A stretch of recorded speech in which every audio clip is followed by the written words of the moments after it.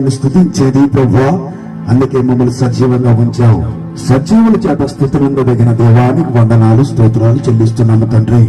ధన్యత మా అందరూ కదా ఇచ్చేమని యేసయ్య నామమున తండ్రి, ఆమేన్.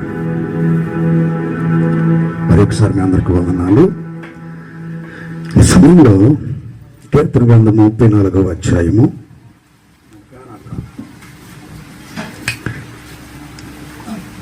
గ్రంథం 34వ అధ్యాయము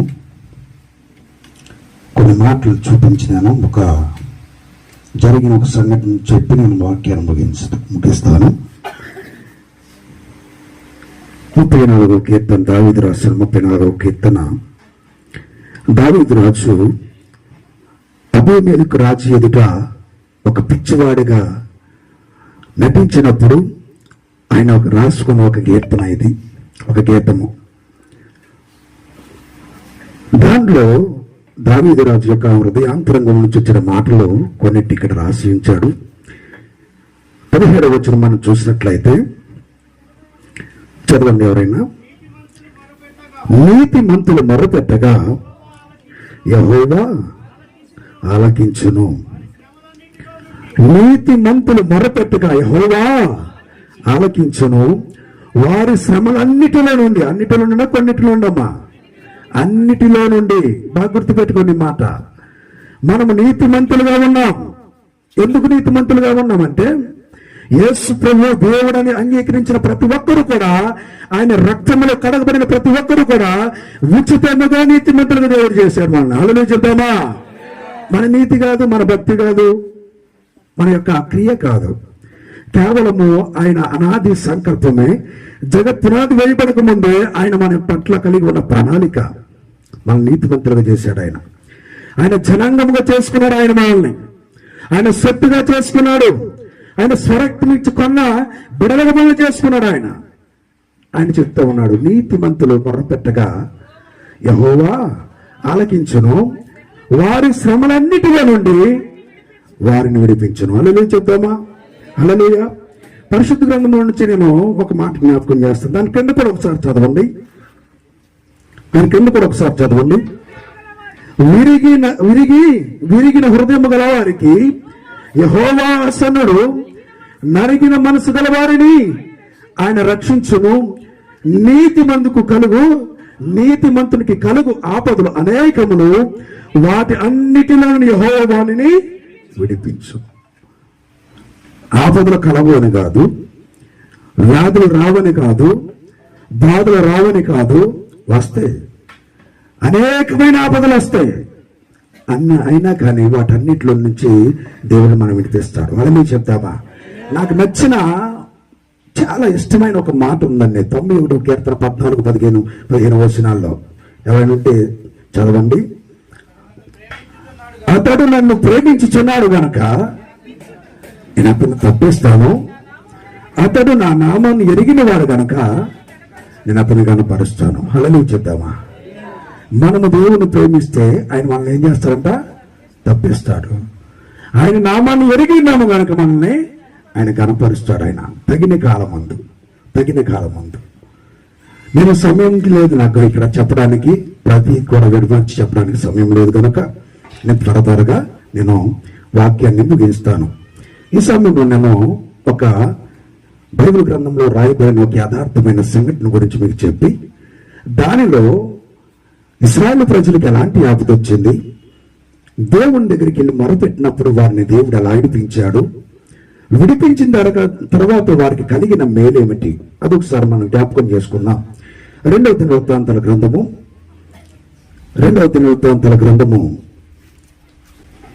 20వ అధ్యాయము మొదటి నుండి.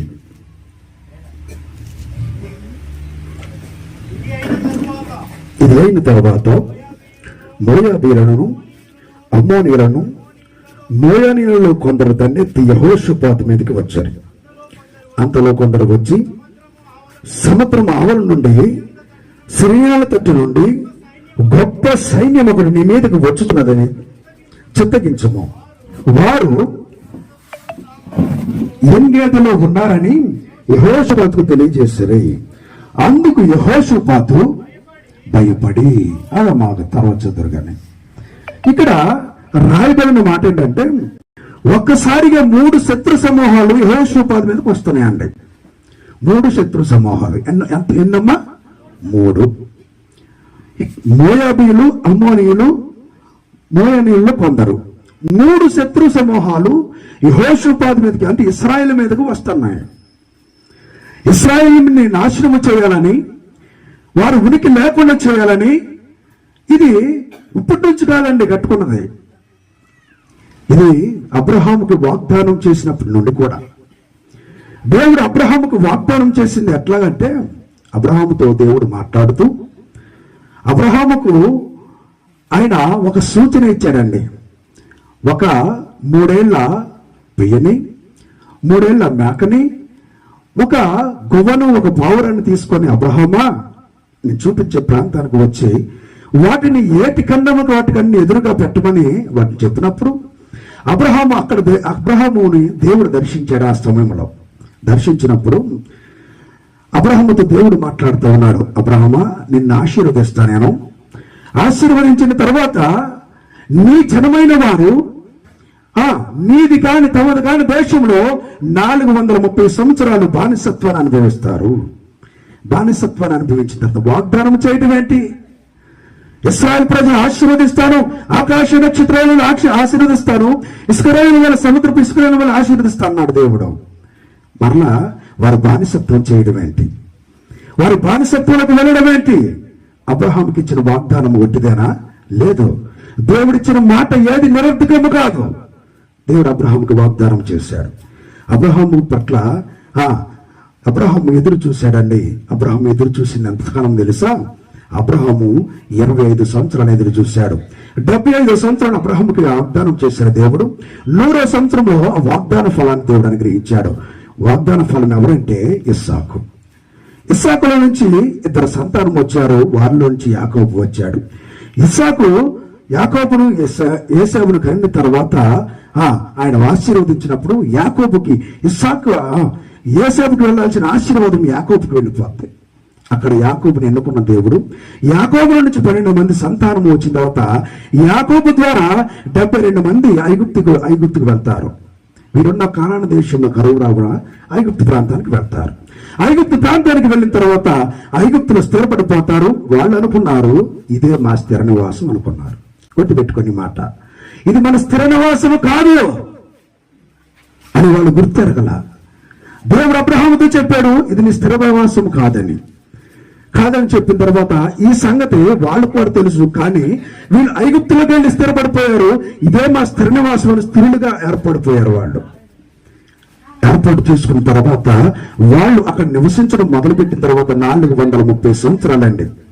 430 సంవత్సరాలు అక్కడ బానిసత్వాన్ని అనుభవించారు. అక్కడ నుండి దేవుడు వారిని విడిపించి వాళ్ళు పాలు తేళ్లు ప్రవహించే దేశానికి మీరు వెళ్ళాలి అని వారిని నడిపించినప్పుడు వాళ్ళు అక్కడి నుంచి బయలుదేరి అనేక మంది, లక్షలాది మందిగా బయలుదేరి వచ్చారు. బయటికి వచ్చిన తర్వాత వారు అనేకమైన యుద్ధాలు జరిగించారు.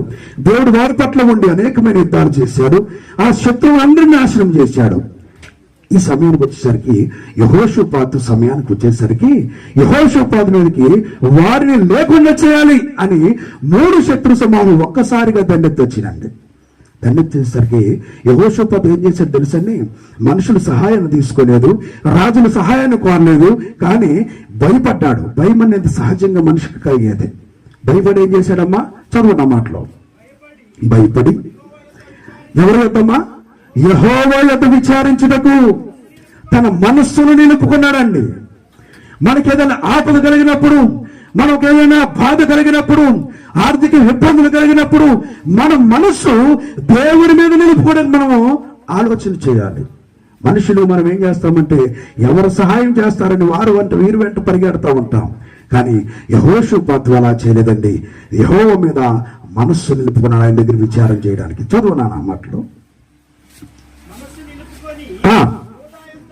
యోధా అంతటా ఉపవాస దినమును ఆచరింపవలనని చాటింపగా యోధా వారు యెహోవా వలన సహాయమును వేడుకొనుటకై కూడుకొని యెహోవా యొద్ద విచారించుటకు యోధా పట్టణములన్నిటిలో నుండి జనులు వచ్చారు.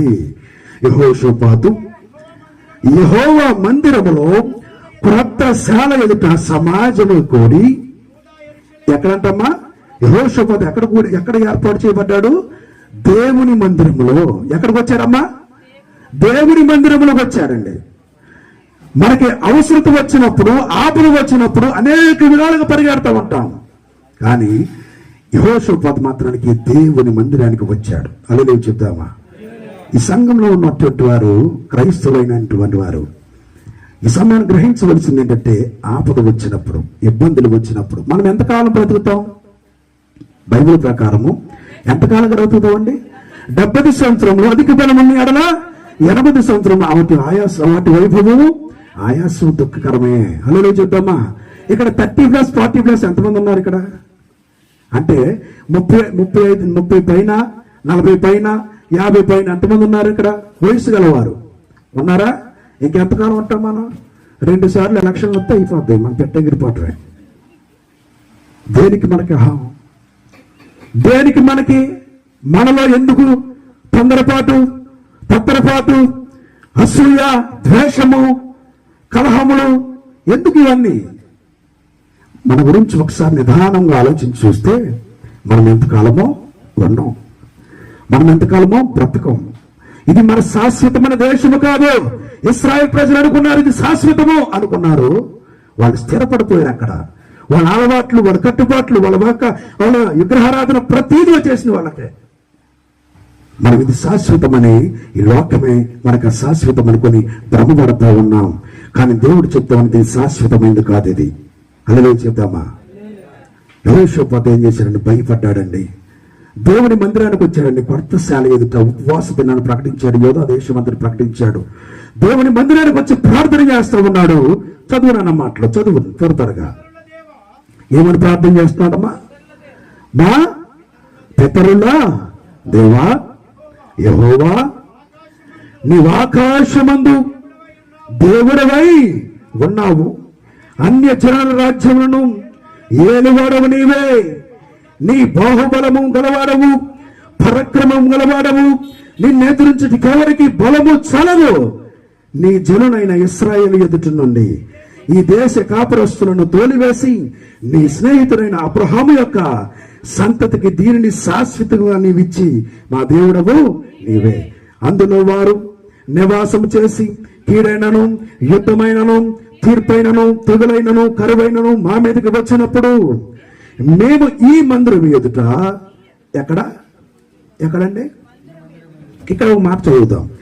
అందులో నివాసం చేసి కీడైనా, యుద్ధమైనా, తీర్పైనా, తెగులైనా, కరువైనా మా మీదకి వస్తే ఏం చేయాలి? అక్కడ మనము మందిరము ఎదుట, మందిరము లోపల. అసలు మనకి ఏదైనా జ్వరం వచ్చిందనుకోండి, ఎక్కడ పరిగెడతాం? ఎక్కడికండి?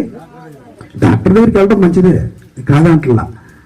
అసలు మనం ఏదైనా వివాహ విషయంలో కానీ, ఏదైనా కార్య విషయంలో కానీ ఎక్కడికి వెళ్తాం అమ్మా? చెప్పరే. ముందు అవతార్స్ పంతుల దగ్గరికి వెళ్తారు. వాళ్ళ దగ్గరికి, వీళ్ళ దగ్గరికి పరిగెట్టి వాళ్ళ సలహాలు తీసుకుంటారు. మనం చేయవలసిన పని ఏంటి? ఈ రాజుగారు ఏం చేస్తున్నారు? యెహోషాపాతు రాజు ఏం చేస్తారు? యెహోవా దగ్గర విచారణ చేస్తున్నాడు. ఉపవాస దినానికి వచ్చిన కష్టాన్ని బట్టి ఉపవాస దినాన్ని ప్రకటించారు. ఉపవాసం చేస్తా ఉన్నాడు. ఎక్కడ ప్రార్థన చేస్తున్నాడు? ఆయన మందిరము దగ్గర ప్రార్థన చేస్తా ఉన్నాడు. మనకి ఇలాంటి మందిరము దగ్గర, దేవుడిచ్చిన మందిరము దగ్గర, దేవుడిచ్చిన సహవాసం దగ్గర మనం నిత్యము ఎడతెగక మనము దేవుని మందిరంలో గడుపుతూ ఉంటే, దేవుని దగ్గర మనం విచారణ చేస్తూ ఉంటే, మన ప్రతి సమస్యను ఆయన ముందు పెడతా ఉంటే, ఆయన ఒకప్పుడు మనను రాజులు కూర్చుని సింహాసనం మీద వాళ్ళతో సమానంగా కూర్చోబెడతాడు. యోబు గ్రంథంలో రాయబడిన మాట. హల్లెలూయా చెప్దామా? ఆయన నీతిమంతులను చూడకుండా పోడు. ఆయన నీతిమంతులను ఎప్పుడు జ్ఞాపకం చేసుకోకుండా ఉన్నాడు ఆయన. హల్లెలూయా. మంచిది. ఈ మాట చదవండి, జ్ఞాపకం చేసుకుందాం. మనం త్వరగా ముగించేసుకుందాం. నీ మందిరం ఎదుట, నీ ఎదుట నిలవబడి మా శ్రమలో నీకు మొరపెట్టిన ఎడల నీవు ఆలకించి మమ్మల్ని రక్షించదు అని అనుకొని ఇచ్చట నీ నామఘనత కొరకు ఈ పరిశుద్ధ స్థలము కట్టించి నీ పేరు ఈ మందిరమునకు పెట్టబడిన కదా. హల్లెలూయా చెప్దామా, హల్లెలూయా చెప్దామా. ఆయన పేరంట ఆయన మందిరానికి పెట్టబడిందంట. అందుకు మందిరమును నిలబడి, ఇప్పుడు చెప్పండి, మందిరమును నిలబడి, మందిరం ఏదో ఇప్పుడు చెప్పండి. మందిరం కనిపించేదా? మందిరం అంటే నీ దేహమే దేవుని ఆలయమని మీరు ఎరుగరా అంటున్నాడు. నీ హృదయపూర్వకముగా దేవుడు సమాజ మందిరంగా కూడుకుని మందిరము, ఆ మందిరములో దేవుని ఎదుట నీ సమస్యను పెడితే ఏం జరిగింది తెలుసా? యెహోషాపాతు ఆ సమయంలో హజాయేలు ఉన్నాడండి. అక్కడ ఆ హజాయేలు ఏం చేస్తున్నాడంటే ఆయన యాజకుడిగా ఉన్నాడు. హజాయేలుతో దేవుడు మాట్లాడుతూ 16వ వచనంలో ఉంటుంది. 16వ వచనం చదువున్నానా? రేపు వారి మీదకి పోవడి, వారు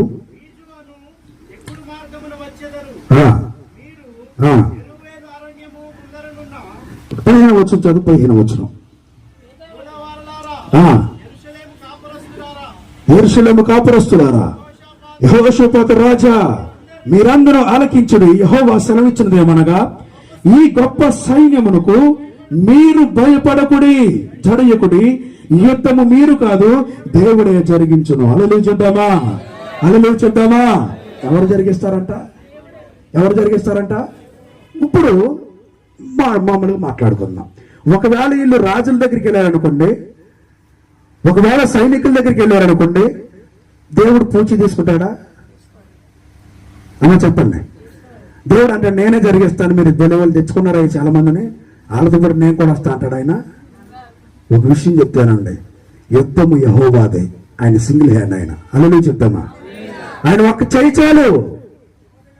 ఆకాశాన్ని భూమిని జాగ్రత్తగా కొలిచిన దేవుడు మన గొప్ప దేవుడు. హల్లెలూయా, హల్లెలూయా. ఆయన అరిచేతిలో ఉందండి. శూన్యమంతా ఆయన అరిచేతిలో ఉంది. సృష్టి అంతా ఆయన అరిచేతిలో ఉంది. ఆయన మన అరిచేతులు, ఆయన మనం చెక్కుకున్నాడు. ఆయన మన తండ్రి. ఆయన మరి